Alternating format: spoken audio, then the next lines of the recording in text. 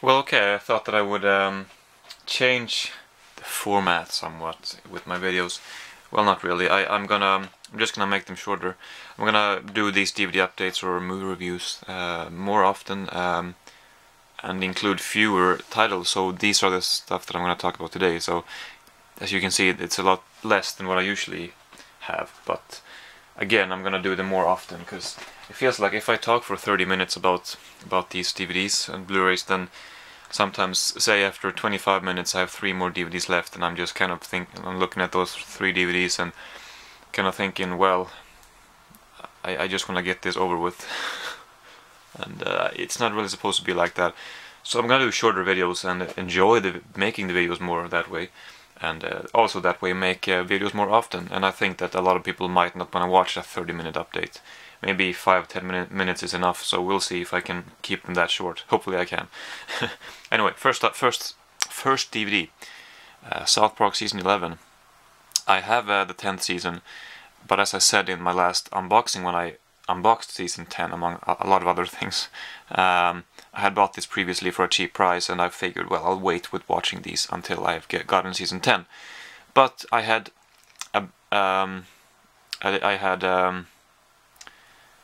well, I didn't have enough sitcoms to watch. I usually like to watch a sitcom, or well, not a sitcom, but some sort of comedy show or something that you can just put on. So I decided, well, I'll just watch this, even if I haven't seen the 10th season yet. So, yeah, I've now finished this without having seen any of the 10th season, but it's fine.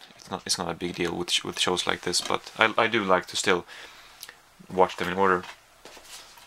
Then I said this one, when I showed this one, The Big Bang Theory Season 6, I said I could finish this over the weekend, and I did. You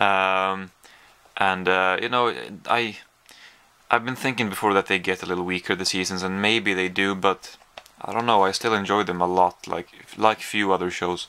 With this show, I can just watch it episode after episode. I really have no problem watching 5 to 10 episodes in a row, if that would be the case. I mean, that's fine with me, fine by me. But anyway, yeah, I love the show. I read that Jim Parsons, he speculated about how many seasons there might have been upon being asked about it, and he had said something like, well, I could see this go on for like 12 seasons. And another interview with some producer or writer or something said that, well, it could go on for maybe 14 seasons, and I was really surprised to see those high numbers. I mean, I'm not surprised that it's gonna keep going for a while, because I'm sure it's gonna keep going for a while, but that they would say that 14 seasons sounds reasonable. That's a lot of a lot of seasons. I don't mind. I'm really excited about it if that would be the case, but I'm just saying. Anyway, I love the show. I could say more about it, but, well, you know. Then we get the Evil Dead Steelbook. I don't like this. Sometimes they have these, but they have these sort of glue balls here, and it's good glue. I mean, it doesn't stick to the cover or anything. I think you know what I'm talking about. But there's none of this here, and I don't want to throw this out. I want to keep it because it has the information on the back, and I don't want to get rid of that. So. Maybe you could get like a pack of those glue balls or whatever. Maybe I'll look into that. Anyway, yeah, the movie. I had been looking forward to see this for a long time, and I finally watched it. And I have to say that while it's visually pleasing for most of it, and it does have some pretty cool gore, although I had expected more, because people had, like, sincerely, they had, or I mean, you know, without exaggerating, they truly did say that. that it was along the lines of Brain Dead, which it's not the case, but it is very gory, and that was cool. But I thought that the plot was awful. The characters were very thin or very generic, very forgettable. Just didn't. I mean, the main girl was pretty good, but otherwise they were not very good. I don't know. So I have to say that sadly I was a little disappointed with this. Yeah, I don't know. And I had heard good things about the ending too, or you know, watch past the credits because there's a treat in the end.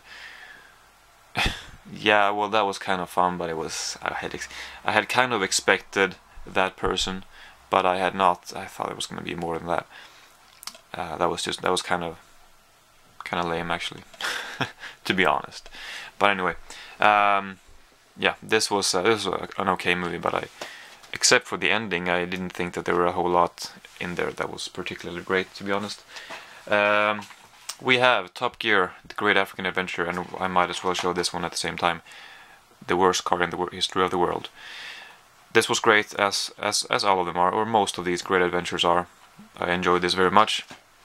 This one, I just wanted to try something else than the Great Adventures, because I've seen them all now. But this was all about cars. I watched maybe 20 minutes, and then I realized, yeah, this is all going to be about cars. I mean, it's called the worst car in the history of the world, so I mean, sure. But I guess I figured that, well, I don't know what I was thinking. I thought that I would enjoy it. I didn't. It's just as simple as that. So, anyway. Then we have From Beyond. This was great. I'm surprised I haven't heard more about this. Well, I have heard a lot about it, but I haven't. Well, I'm surprised I didn't know more about it in a way, because this has. I mean, I love splatter, love creative, disgusting creature effects and stuff like that, and what have you. This has a lot of that. I mean, I mentioned Brain Dead. Most of that is in the ending. I mean, I'm not complaining about Brain Dead. It's one of my favorite movies, but most of the splatter stuff is in the ending. And this movie is by Stuart Gordon. He directed it, and Brian Usna, I believe he adapted the H.P. Lovecraft novel. Although that novel is like 7 pages, so that was all in the intro of this, or the, you know, whatever. So the rest of the movie they had to come up with their own stuff. But anyway, I think he adapted the novel and he produced it. Anyway, Brian Usna, he directed a movie called Society, which I think was his directorial debut. And that movie is kind of similar to this in the sense that it's a lot of slime and a lot of kind of body horror elements. And but that movie, so the effects in that movie and this one, they're very similar to each other.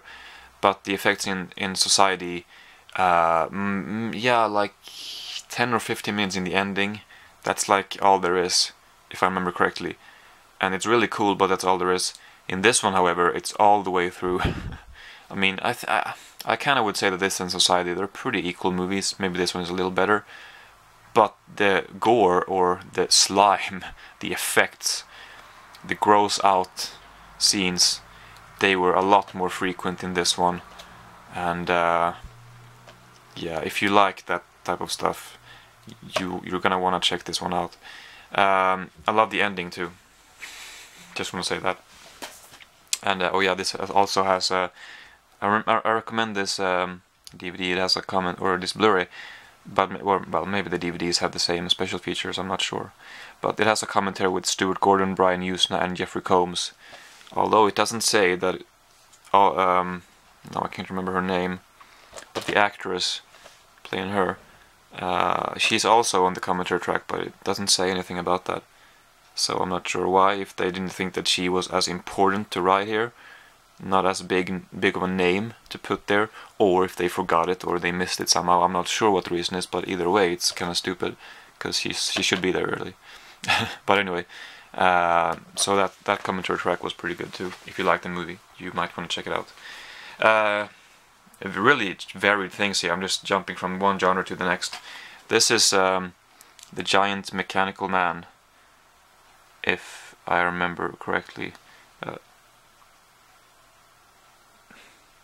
thought the title was written here somewhere. Well, yeah, okay. The Giant Mechanical Man. It's a romantic comedy. A little misleading cover, because Molly Knockerman, she's not the main character. These two are. It's about these two, Jenna Fisher and Chris Messina. Yeah, Topher Grace is in this too. I guess he's okay. I prefer him in his characters that he usually makes. Wow, that was horrible. I prefer the characters, well, I guess kind of like that 70s show type, Topher Grace. Not what he played in here, but anyway. Really good chemistry between the two of them. Yeah, we can just cut her face off here because she's in the movie a bit, but it's not about her. Yeah, they were both really good in this movie. Not a fantastic romantic comedy, but definitely a good one that I would recommend. Then the last one, I Love You, Philip Morris. I've seen this before, but yeah, definitely enjoyed it again. I kind of still think that if it's like the first third of the movie or something like that, when they're in the prison, I enjoy that more than the rest. But that being said, I think this is a good movie. Definitely do. I mean, their chemistry between the two of them is great. I think they pull it off really well, and you know, it's pretty emotional at times. I think it's a good movie. I definitely can see there's definitely a pretty high rewatch value with this one. I feel. I don't know. It hasn't gotten fantastic reviews since it came out, but I like it. So there we go. That's all for this time. 5-10 minutes I said. Well, almost 11. So that's I think you can expect these sized updates from now on. I think I would prefer that myself anyway. So anyway, thank you for watching, and we'll see if the next video is going to be another one of these or not. But either way, I'll see you in the next video. If I can turn the camera off.